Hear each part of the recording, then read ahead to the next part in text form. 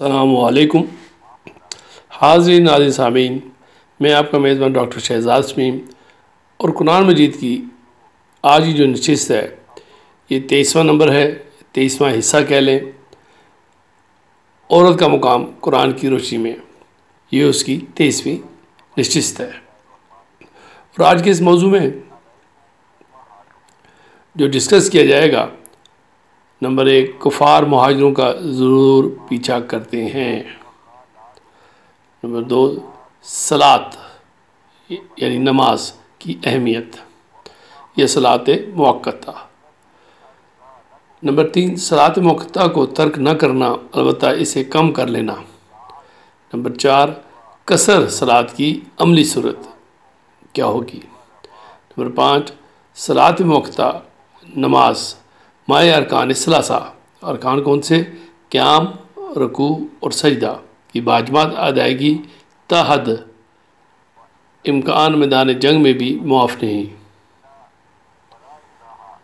تو میں استاد محترم جناب انجینئر محمد طفیل شاہ صاحب سے، جو قرآن اسکالر ہیں، ان سے گزارش کروں گا کہ اس پہ روشنی ڈالیں۔ بسم اللہ الرحمن الرحیم۔ آج 10 نومبر ہے اور سن ہے 2022، دن ہے جمعرات کا۔ حاضرین و سامعین السلام علیکم۔ ہمارا موضوع عورت کا مقام قرآن کریم کی روشنی میں جاری و ساری ہے۔ آج اس کا 33واں ایپیسوڈ ہے، 33واں حصہ ہے، اور ہم آج سورہ نساء کی آیت نمبر 99 سے ابتدا کرتے ہیں۔ اس آیت کو شروع کرنے سے پہلے آپ کی یاد دہانی کے لیے، ہم نے پچھلے ایپیسوڈ میں ان لوگوں کا ذکر کیا تھا کہ جو مذکورہ بالا قسم کے لوگ ہی وہ ہیں جو واقعتاً کمزور کر دیے گئے ہوتے ہیں، جن میں نہ جابر معاشرہ کو بدلنے کی طاقت ہی چھوڑی گئی ہوتی ہے، اور نہ ان کے لیے ہجرت کر جانے کی کوئی راہ باقی رکھی گئی ہوتی ہے۔ اللہ تعالیٰ ان سے ضرور درگزر کرے گا، یعنی وہ ظالم معاشرہ کی طرف سے دیے گئے عذاب کے علاوہ اخروی عذاب کے مستحق نہیں ہوں گے۔ اب شروع کرتے ہیں سورہ النساء کی 99 4/99۔ بسم اللہ الرحمن الرحیم۔ فَأُولَئِكَ عَسَى اللَّهُ أَن يَعْفُوَ عَنْهُمْ وَكَانَ اللَّهُ عَفُوًّا غَفُورًا۔ بس ضرور اللہ تعالیٰ ان لوگوں سے درگزر کرے گا جو واقعتاً ایسے کمزور کر دیے گئے ہوں، اور ہے اللہ تعالیٰ درگزر کرنے والا، بچانے والا۔ اس سے اگلی آیت مجیدہ میں یہ بتایا گیا ہے کہ اللہ کی راہ میں ہجرت کرنے سے یقیناً امن و سکون میسر آئے گا، اور جو مہاجر راستے کی مصائب کی تاب نہ لا سکیں اور راہی میں فوت ہو جائیں تو ان کا اخروی اجر اللہ تعالیٰ کے ہاں ضرور محفوظ رہے گا۔ تو اسی اگلی آیت میں اللہ تعالیٰ فرماتے ہیں کہ وَمَن يُهَاجِرْ فِي سَبِيلِ اللَّهِ يَجِدْ فِي الْأَرْضِ مُرَاغَمًا كَثِيرًا وَسَعَةً وَمَن يَخْرُجْ مِن بَيْتِهِ مُهَاجِرًا إِلَى اللَّهِ وَرَسُولِهِ ثُمَّ يُدْرِكُهُ الْمَوْتُ فَقَدْ وَقَعَ أَجْرُهُ عَلَى اللَّهِ وَكَانَ اللَّهُ غَفُورًا رَحِيمًا 4/100۔ اور ایمان والو سن لو کہ جو کوئی اللہ کی راہ میں ہجرت کرے تو وہ یقیناً بہت سی پناہ گاہیں بھی پائے گا اور رزق کی وسعت بھی پائے گا، اور جو کوئی بھی نکلے اپنے گھر میں سے اللہ اور اس کے رسول کی طرف ہجرت کر کے، یعنی جو کوئی ظالم و جابر معاشرہ سے ہجرت کر کے اس نظام کی طرف آ جائے جو اللہ کے رسول نے قائم کیا ہے، تو اگر اسے راستے ہی میں موت آ جائے تو بلا شبہ اس کا اجر اللہ تعالیٰ پر واقع ہو گیا، یعنی اسے اس کی اس ہجرت فی سبیل اللہ کا اجر اس کی دوسری زندگی میں ضرور دیا جائے گا۔ حقیقت یہ ہے کہ اللہ تعالیٰ غیر متوازن معاشرے میں پھنسے ہوئے لوگوں کو اپنے ضابطہ کے ذریعے اس سے بچانے والا مہربان ہے۔ تو سامعین کرام، آج کے درس میں ہم کور کریں گے کفار مہاجروں کا ضرور پیچھا کرتے ہیں، اور اس کے بعد آئے گا صلاۃ موقت، صلاۃ یعنی نماز کی اہمیت۔ تو پھر اللہ تعالیٰ نے فرمایا ہے کہ صلاۃ موقت کو ترک نہ کرنا، البتہ اس کو کم کر لینا۔ پھر ہم اس میں آج کے ہی درس میں ہم ذکر کریں گے قصر صلاۃ کی عملی صورت، پھر ہم انشاءاللہ ذکر کریں گے صلاۃ موقت، نماز ما ارکان ثلاثہ، تو قیام، رکوع، سجدہ کی باجماعت ادائیگی، تو تا حد امکان میدان جنگ میں بھی معاف نہیں، یعنی صلاۃ جو ہے وہ میدان جنگ میں بھی معاف نہیں ہوگی۔ تو آج کا جو اس آیت کے بعد جو اس کی ذکر کریں گے کہ کفار مہاجروں کا ضرور پیچھا کرتے ہیں۔ تو سامعین کرام، غور کرتے جائیے، اور ہم دیکھتے چلے آ رہے ہیں، سنتے چلے آ رہے ہیں کہ پچھلی آیات کریمات میں مسلسل غیر متوازن معاشرے کو بدلنے کی تاکید کی جا رہی ہے، حتیٰ کہ اس معاشرے کو بدلنا ممکن نہ ہو تو آیت نمبر 4/97 میں غیر متوازن معاشرے پر مطمئن ہو کر جدوجہد چھوڑ دینے کو جرم قرار دیا گیا ہے۔ پھر اگر معاشرے کو بدلنے کی طاقت نہ ہو تو اس سے ہجرت کر جانے کا حکم دیا گیا ہے، سوائے اس کے کہ ارباب اقتدار کی طرف سے ہجرت کے بھی تمام راستے مسدود کر دیے گئے ہوں۔ اب ظاہر ہے کہ اگر ارباب اقتدار کے مخالف مومن ان کے قبضے سے نکل جاتے ہیں، کامیاب ہو جائیں، تو ظالم ارباب اقتدار ضرور ان کا پیچھا کرتے ہیں، جیسے کہ فرعون نے حضرت موسیٰ اور قوم بنی اسرائیل کی انقلابی جماعت کا پیچھا کیا اور سمندر کی شاخ میں غرق ہو گیا۔ اسی طرح جب رسول کریم سلام علیہ اور آپ کے صحابہ رضی اللہ تعالیٰ مکہ معظمہ سے ہجرت کر کے مدینہ منورہ پہنچ گئے تو مشرکین مکہ نے آپ کا پیچھا کیا اور وہ متعدد بار مدینہ منورہ پر حملہ آور ہوئے، اور حضور کو متعدد بار ان کے مقابلے پر میدان میں آنا پڑا۔ تو سلسلہ درس کی اگلی آیت مجیدہ میں جنگ کے وقت پر آنے والی صلاۃ موقت کے متعلق تاکید کی گئی ہے۔ اس میں ذکر ہوگا صلاۃ موقت یعنی نماز کی اہمیت۔ تو سامعین کرام، متوازن معاشرے کو قائم کرنے یا قائم شدہ قرآنی معاشرے کی حفاظت کے لیے جب تمہیں دشمن کے مقابلے پر میدان جہاد میں نکلنا پڑے، تو ایسی صورت میں جب تمہیں خطرہ ہو کہ اگر پوری اسلامی فوج بیک وقت باجماعت صلاۃ ادا کرنے کے لیے کھڑی ہو جائے تو دشمن نقصان پہنچائے گا، تو ایسی خطرناک وقت پر بھی نماز یعنی صلاۃ موقت کو ترک نہ کرنا، البتہ اسے کم کر لینا۔ تو اس سلسلے میں 4/101 میں اللہ تعالیٰ نے فرمایا ہے، وَإِذَا ضَرَبْتُمْ فِي الْأَرْضِ فَلَيْسَ عَلَيْكُمْ جُنَاحٌ أَن تَقْصُرُوا مِنَ الصَّلَاةِ إِنْ خفتم ان یفتنکم الذین کفروا ان الکافرین کانوا لکم عدوا مبینا۔ تو اس کا مفہوم، اور ایمان والو جب تم قرآنی متوازن نظام کے مخالفوں کے مقابل کے لیے جہاد کی زمین میں نکلو تو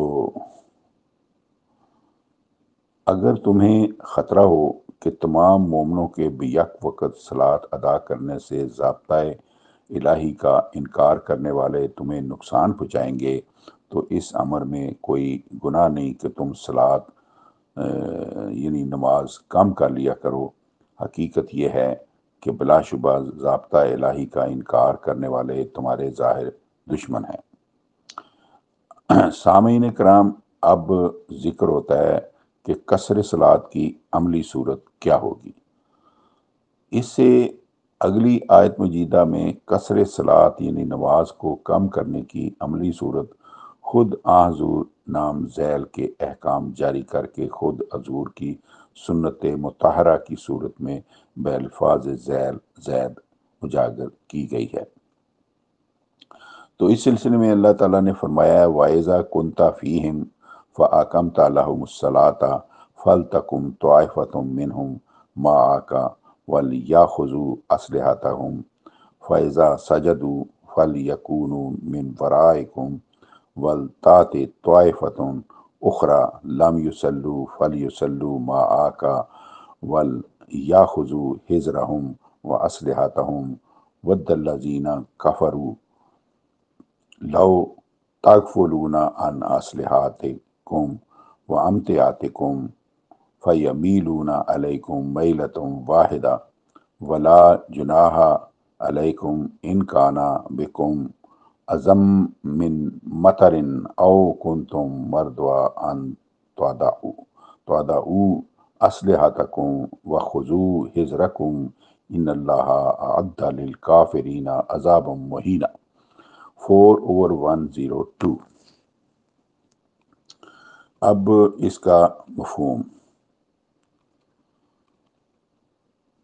اور اے رسول ان مجاہدوں میں جب آپ خود موجود ہوں تو چاہیے کہ ان کے لیے آپ خود صلاۃ کھڑی کیا کریں، اور چاہیے کہ ان کے 2 گروہ ہو جائیں، ان میں سے ایک گروہ آپ کے ساتھ قیام صلاۃ میں کھڑا ہو جائے۔ سامعین کرام، یہاں لکھا ہوا ہے منہم معاک، یعنی جو امام ہے یعنی رسول کریم جو ہے ان کے ساتھ آ کے کھڑے ہو جائیں، ان کے پیچھے نہ کھڑے ہو جائیں۔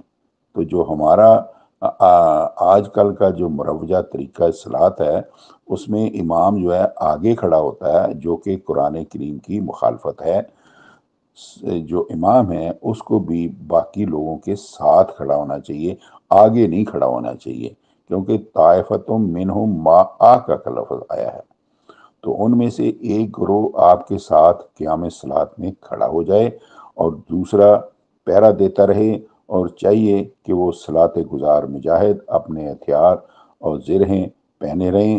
پھر جب وہ قیام اور رکوع کے بعد سجدہ کر چکیں تو پھر چاہیے کہ اے مجاہدو وہ تمہارے پیچھے پہرے پر چلے جائیں، اور چاہیے کہ آ جائے دوسرا گروہ جس نے صلاۃ ادا نہیں کی، پھر چاہیے کہ اے رسول وہ گروہ بھی آپ کے ساتھ صلاۃ ادا کر لے، اور چاہیے کہ وہ بھی اپنی زرہیں اور ہتھیار پہنے رہیں، کیونکہ جن لوگوں نے ضابطۂ الہی کا انکار کیا ہے وہ تو چاہتے ہیں کہ کاش تم اپنے ہتھیاروں اور سامان سے غافل ہو جاؤ، پھر وہ یک بارگی حملہ کر کے تم پر ٹوٹ پڑیں، اور نہیں کوئی گناہ تم پر اس حالت میں کہ اگر تمہیں کوئی تکلیف ہو بارش کی یا تم بیمار ہو تو یہ کہ تم اپنے ہتھیار اتار دو، لیکن بارش اور بیماری کی حالت میں بھی میدان جہاد میں صلاۃ ادا کرتے ہوئے زرہیں پہنے رہنا۔ بے شک اللہ تعالیٰ نے مذکورہ بالا ہدایات میں ضابطہ ہدایت کا انکار کرنے والوں اور تمہارے ساتھ جنگ کرنے والوں کے لیے ذلیل کرنے والا شکست کا عذاب تیار کر رکھا ہے۔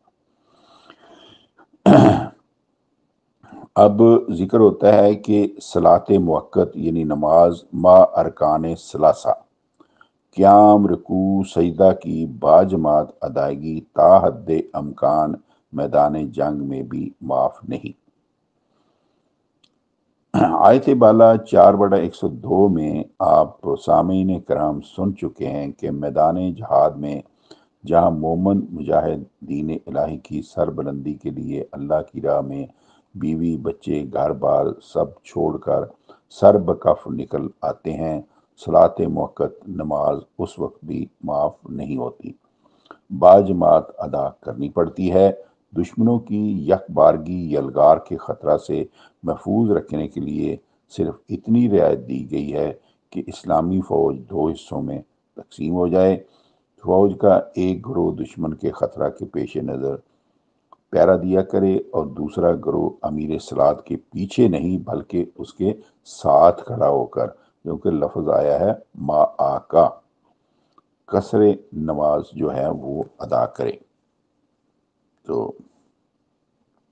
جب پہلا گروہ قیام سے شروع کر کے سجدہ تک ایک رکعت قصر صلاۃ ادا کر چکے تو وہ گروہ پیچھے پیرے پر چلا جائے اور دوسرا گروہ امیر صلاۃ کے ساتھ کھڑا ہو جائے اور قیام سے لے کر سجدہ تک وہ بھی ایک رکعت قصر صلاۃ ادا کر لیں۔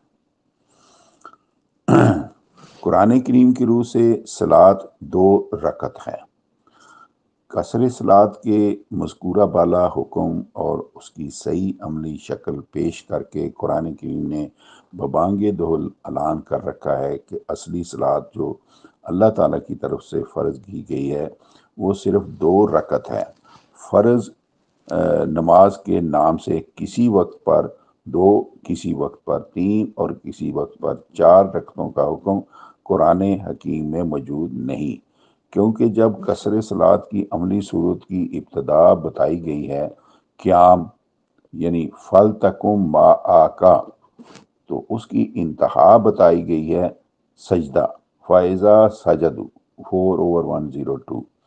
تو ثابت ہوا کہ قصر صلاۃ 1 رکعت ہے جو قیام سے شروع ہو کر سجدہ پر ختم ہو جاتی ہے۔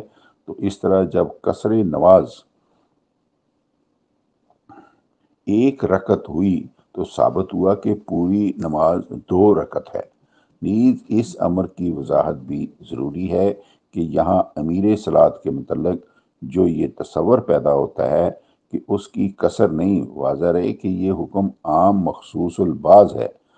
تو آیت بالا 4/102 میں بطور خصوص حضور کے لیے کہا گیا ہے کہ جب آپ موجود ہوں تو آپ کی موجودگی میں کوئی اور امیر صلاۃ نہیں بن سکتا۔ وَإِذَا كُنْتَ فِيهِمْ میں اذا متضمن بمعنی شرط ہے، فلہذا حضور کی موجودگی میں چونکہ کسی اور کو امارت صلاۃ کا حق نہیں پہنچتا، اس لیے آپ کی موجودگی میں مجاہدوں کے دونوں گروہوں کو حضور ہی ایک ایک رکعت قصر صلاۃ پڑھاتے تھے، اور جہاں آپ خود موجود نہ ہوتے تو امیر جنگ سپہ سالار فوج جسے خود آپ نے مقرر کیا ہوتا وہ امیر صلاۃ ہو کر دونوں گروہوں کو ایک ایک رکعت صلاۃ ادا کراتا۔ حضور کے بعد یہ خطاب براہ راست امیر جنگ سپہ سالار کی طرف ہے جو دونوں گروہوں کو ایک ایک رکعت پڑھائے گا۔ قصر نماز کا روایتی مفہوم۔ قصر نماز یعنی نماز کو کم کرنے کے متعلق آپ سامعین کرام سن چکے ہیں کہ یہ حکم صرف اس وقت کے لیے ہے جب میدان جنگ میں فوجیں آمنے سامنے پڑی ہوں، ابھی لڑائی شروع نہ ہوئی ہو، مجاہدین اسلام کے لیے نماز باجماعت کی ادائیگی ممکن تو ہو، لیکن خطرہ یہ ہو کہ اگر پوری فوج ایک ہی بار نماز باجماعت کی ادائیگی کے لیے کھڑی ہو جائے تو دشمن حملہ کر کے نقصان پہنچا دے گا۔ لیکن افسوس ہے کہ روایتی فقہ میں اس مخصوص جنگی حکم کو عام سفروں کے متعلق قرار دے کر ہر سفر کے لیے حکم عام قرار دیا گیا ہے کہ ہر مومن مسافر جب گھر سے نکل کر سفر اختیار کرے تو الگ الگ فقوں کے مطابق الگ الگ مسافت کی مقدار سے قصر نماز شروع کر دیا کرے، خواہ وہ اکیلا ہو یا باجماعت۔ لیکن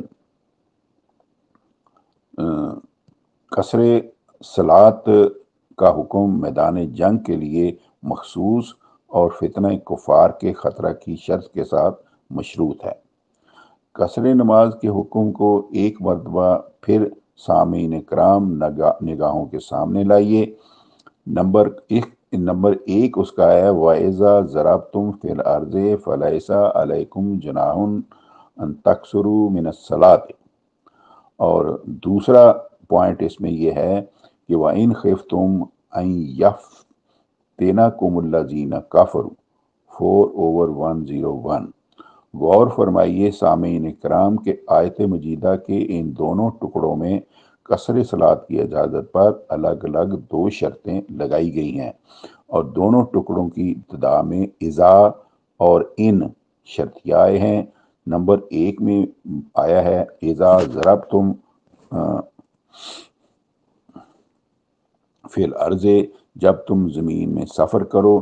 یہ سفر عام نہیں، کیونکہ نمبر دو میں آیا ہے ان خفتم، الآخر کی شرط لگائی گئی ہے کہ قصر صلاۃ کی اجازت اس وقت پر ہے جب تم نے گھر سے نکل کر سفر اختیار کیا ہے اور تمہیں باجماعت نماز کی ادائیگی میں یہ خطرہ لاحق ہو چکا ہے کہ اگر یک بارگی صلاۃ باجماعت ادا کی جائے تو دشمن یک بارگی حملہ کر دے گا، اور اس خطرہ کے پیش نظر حکم دیا گیا ہے کہ آدھے آدھے ہو کر الگ الگ ایک ایک رکعت قصر صلاۃ باجماعت ادا کر لیا کرو، اور باقی آدھے پیرا دیتے رہیں، اور جون سے آدھے قصر صلاۃ ادا کر رہے ہیں وہ بھی اپنی زرہیں اور اسلحہ پہنے رہیں۔ فلہذا آیات کریمات کے مذکورہ بالا احکام کے مطابق اذا ضربتم فی الارض کے الفاظ کو عام سفروں پر معمول کر کے عام سفروں میں قصر صلاۃ کا تصور پیدا کرنا خود آیات کریمات کے داخلی اور ارشادات خداوندی کے بھی خلاف ہے، اور آیات کریمات کے سیاق و سباق کے بھی منافی ہے۔ تو سامعین کرام، آج کے درس میں بس اتنا ہی۔ تو آئندہ انشاءاللہ ہم اپنے درس میں بیان کریں گے کہ عین دوران جنگ کی صلاۃ۔ تو وما علینا الا البلاغ فی امان اللہ۔ تو میں ہوں محمد طفیل شاد۔ خواتین و حضرات، اسی کے ساتھ آج کی نشست اپنے اختتام کو پہنچی۔ جلدی آپ کی خدمت میں نئے موضوع نئی نشست میں حاضر ہوں گے۔ اجازت دیجیے۔ پاکستان زندہ باد۔